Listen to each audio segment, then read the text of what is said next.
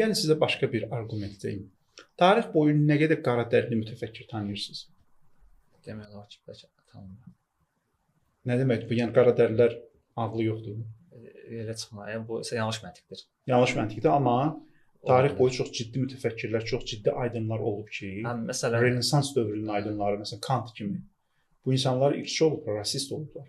Və bu insanlar deyiblər ki, ümumiyyətlə qaradərili insanların Kant deyib. Bəli, Kant deyibdi və Kantın əleyhinə yazılmış çox ciddi əsərlər var bugün ki, Kantı rasizmdə və ya feministlərin ilə desək seksizmdən itham ediblər. Çünki Kantın həm qaradərilər barəsində, həm qadınlar barəsində rəyi var. Məsələn, Aristoteldə görmək olur qadınlar barəsində dediklər ki, qadınlar qullarla bir tutur. Hətta Konfutsiyada belə bu düşüncəni görmək olur. Var.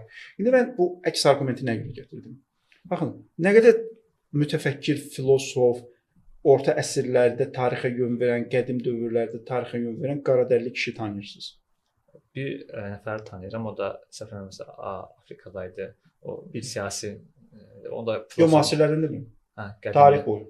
Orta əsrlər, qədim dövrlər.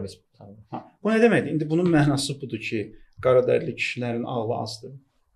Yəni bu Kantın o dediyi ki, qaradərili ancaq yaxşı qul ola bilər, yaxşı xidmətçi ola bilər, amma o filosof ola bilməz, o cəmiyyətdə aktiv bir, nə bilim, reformist ola bilməz, siyasətçi ola bilməz. Bunu təsdiqləyirmi? Xeyr, məntiqi.